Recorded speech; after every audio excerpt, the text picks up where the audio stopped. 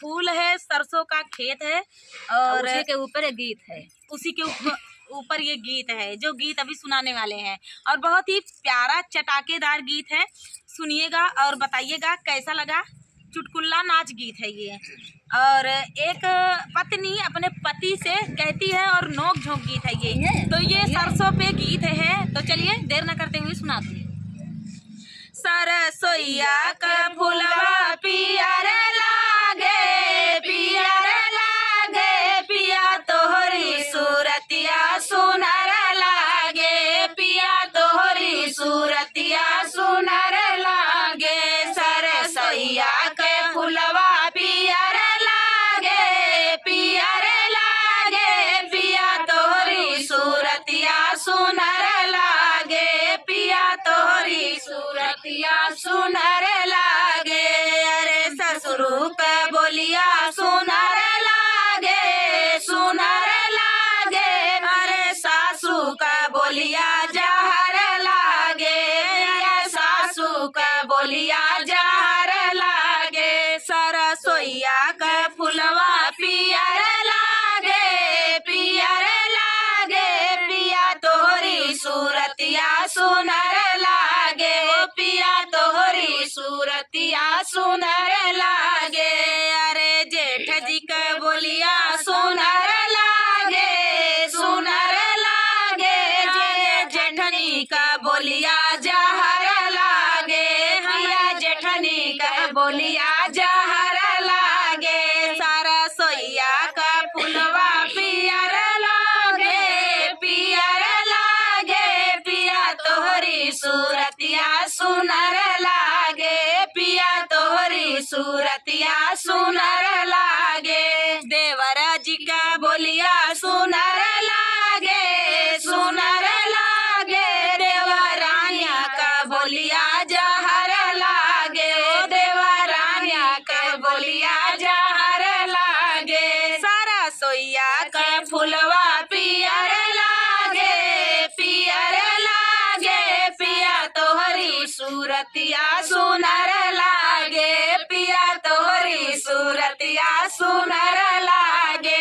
ननदोई जी का बोलिया सुनर लागे, सुनर लागे, अरे ननदी का बोलिया जहर लागे, मोरे ननदी का बोलिया जहर लागे। सरसोईया का फुलवा पियर लागे, पियर लागे, पिया तोहरी सूरतिया सुनर लागे, हो पिया तोहरी सूरतिया सुनर लागे, हो पिया तोहरी सूरतिया सुनर लागे। तो दोस्तों सबके अपने अपने पिया से सूरतिया सुंदर लगा एना भैया इनका कुछ ज्यादा सुंदर लगा। तो चलिए दोस्तों मिलते हैं अगले वीडियो में। तब तक के लिए फुल वॉच करने के लिए धन्यवाद। भैया दोस्तों आज सुनाएंगे आप सभी को महाकुंभ सोहर गीत जो प्रयागराज में लगा है। और दोस्तों आप सभी से रिक्वेस्ट है कि वीडियो को वायरल कर दीजिए, खूब ज्यादा, इतना ज्यादा वायरल कर दीजिए कि बहनें खुश हो जाएं, आप सभी के देखने से, आपके सपोर्ट से खुश हो जाएं। तो चलिए दोस्तों महाकुंभ का मेला चल रहा है, आप लोग भी जाइए, नहा आइए। और हम लोग अभी प्लान बना रहे हैं, हम लोग गीत के द्वारा सबको स्नान करा रहे हैं अभी और अभी प्लान बना रहे हैं सभी सखियां। प्लान बन जाएगा तो इसी गीत में प्लान बनेगा और इसी में निकल पड़ेंगे। तो चलिए सुनाते हैं आप सभी को ये प्यारा सा सोहर गीत सुनाने जा रही हैं और सोहर गाने की तैयारी करेंगे। तू ही मोरी सखिया सहेलिया, तू ही मोरी बहिनी, तू ही मोरी बहिनी हो। सखिया लवा चली प्रयागराज मेलवा, तो कुंभ नहाई आई, गंगा नहाई आई हो। सखिया चला चली प्रयागराज मेलवा, तो कुंभ नहाई आई, गंगा